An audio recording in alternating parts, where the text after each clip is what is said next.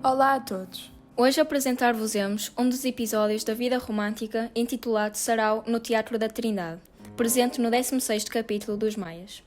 A nossa apresentação passará pelos seguintes pontos: uma breve contextualização do assunto em questão, uma exposição das personagens de destaque, alguns exemplos de linguagem e estilo típicos de essa, e, para concluir, uma reflexão sobre a atualidade das críticas abordadas. O sarau ocorre numa noite de inverno, no Teatro da Trindade, em Lisboa, com o intuito de ajudar as vítimas das cheias do Ribatejo.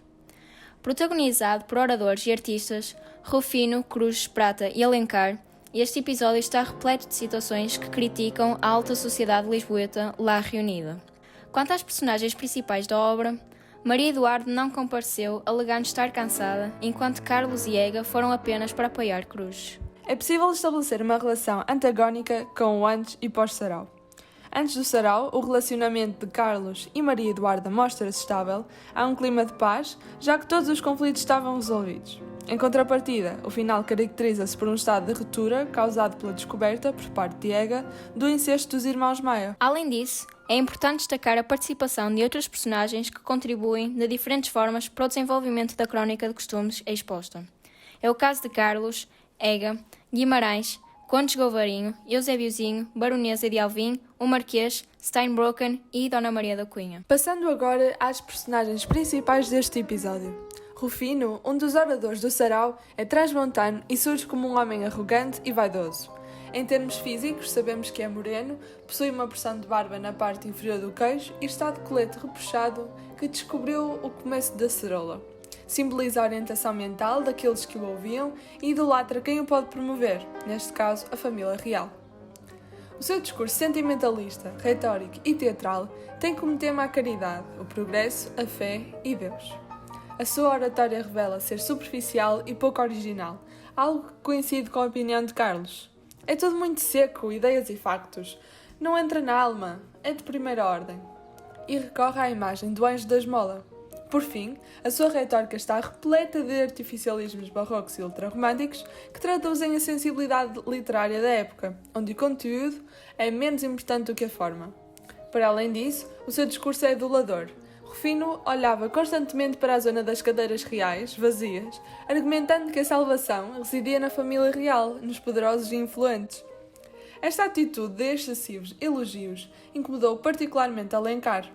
Numa noite daquelas, toda de poesia, quando os homens de letras se deviam mostrar como são, filhos da democracia e da liberdade, vir aquele pulha pôr-se ali a lamber os pés à família real, era simplesmente asqueroso.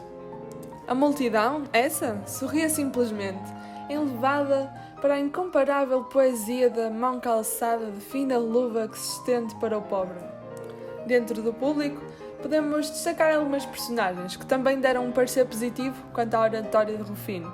O padre, Teles da Gama, a senhora baronesa e o conde Govarinho, que gostaram loucamente do soberbo e extraordinário Rufino. Em contrapartida, Ega, Carlos, Alencar e o Sr. Guimarães consideram a performance do gênio imbecil Rufino horrorosa e que faz nojo. Aqui, essa pretende criticar fundamentalmente a ausência de espírito crítico dos portugueses, que se interessavam somente pelo banal e pelas aparências, elogiando a ridícula oratória do Rufino. Cruz é uma personagem já familiar, acompanhando-nos durante toda a obra. A Baronesa de Alvim chama-o de homenzinho a fazer música clássica, mas este maestro representa muito mais do que isto. É o retrato de um talento não reconhecido nem compreendido num país que não está preparado para tal. O próprio músico está consciente que nunca será compreendido como artista clássico, porém é, até aqui, fiel ao seu amor pela arte. O seu contributo no sarau consistiu na apresentação da Sonata Patética de Beethoven. Desde logo, o próprio nome da obra tornou-se alvo de risos mal disfarçados, depois de a Marquesa do Soutal dizer que se tornava da Sonata Pateta.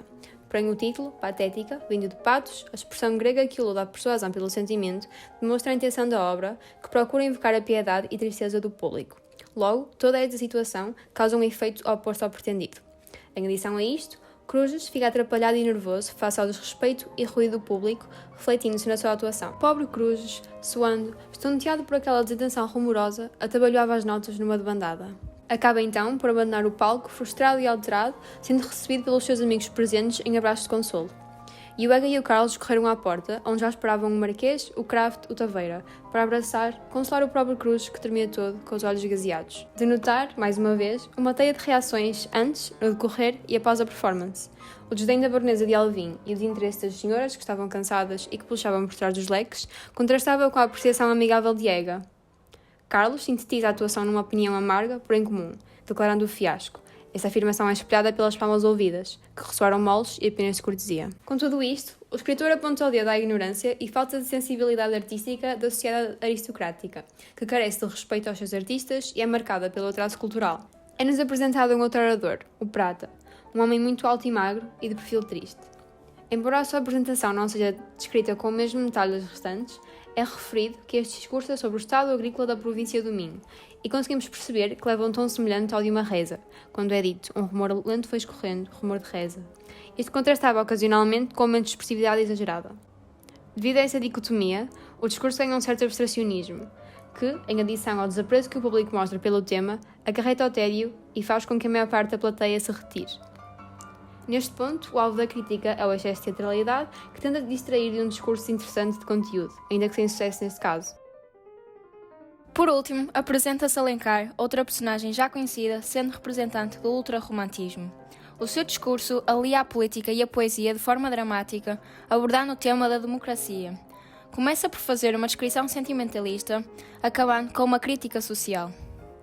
Caracterizado por artificialismos ultrarromânticos, este discurso seduz um público que se interessa pelo sentimento. Este interesse é evidenciado na reação do público, que se mostra completamente rendido ao seu discurso.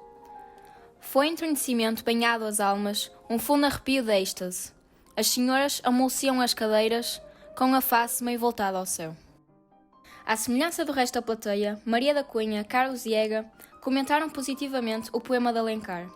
Contudo, o Conde de Govarinho achou a temática inapropriada para a ocasião, uma vez que estava marcada a presença da família real. E, de igual forma, Guimarães considerou a xoxa, ressaltando a falta de ação perante as injustiças referidas. Aqui, a crítica assenta na falta de interesse político de alta sociedade portuguesa e, do mesmo modo, no gosto pelo ultrarromantismo literário, dando assim mais valor ao lirismo ao invés da substância.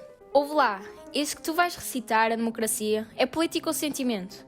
Se é política, raspo-me, mas se é sentimento e a humanidade e o santo operário e a fraternidade, então fico, que disso gosto e talvez até me faça bem. No que diz respeito ao estilo literário dessa de Queiroz, é de notar uma dupla face característica. As duas descrições, sendo precisas e fiéis à realidade, são também marcadas pela fantasia e deleite estético, cheias de figuras de estilo e expressionismos. As marcas linguísticas que vos exporemos serão apenas uma fração de toda a panóplia que é o estilo queirosiano. Os típicos recursos expressivos que enfatizam o texto, selecionamos um exemplo de comparação e um de personificação. E também um de ironia. Ega afirma com patriotismo que era um dos maiores oradores da Europa. A citação e o discurso indireto livre são tipos de reprodução do discurso no discurso também recorrentes. Por exemplo, mais rouco, queixando-se que cada minuto a garganta se lhe punha pior, aquela canalha daquela garganta ainda lhe vinha pregar uma. Também o uso do empréstimo nos relembra a influência do estrangeiro no público presente no sarau. É o caso de palavras como paletó, cachené e preguiera. E por fim, o uso expressivo de certas classes de palavras que vigoram os caracteres estético e descritivo da escrita diessa. Isto surge com o exemplo constante do advérbio, visível além, crescendo todavia irresistivelmente desde o Gólgota até à Bastilha. O adjetivo, capaz de adquirir diferentes conotações expressivas. Longas bancadas vazias punham dentro, no brilho pesado do gás, uma tristeza de abandono e tédio. E com o verbo, por exemplo, o selo seró de seda vermelha na casaca, dardejando severamente. As senhoras amoleciam nas cadeiras. O episódio do Sarau no Teatro da Trindade revela ser intemporal na sua crítica à sociedade. Na atualidade, podemos ver que persiste a falta de cultura e espírito crítico, como no público da atuação de Rufino, e de idolatrar cegamente quem nos pode promover, como o próprio Rufino faz em relação à família real. A crença de que o nacional não é bom permanece, da mesma forma que o talento Cruz não era reconhecido. No final do romance, quando Carlos regressa após 10 anos de ausência, o mestre já é uma glória nacional, mas apenas porque se rendeu ao gosto popular, abandonando a música de qualidade. Isto é algo que acontece com os nossos artistas nacionais. Por fim, o desinteresse e ignorância pela política do público de Alencar são características da nossa sociedade como um todo, assim como a superficialidade e ignorância da classe dirigente. É com esta reflexão que terminamos a nossa apresentação. Esperamos que tenham gostado.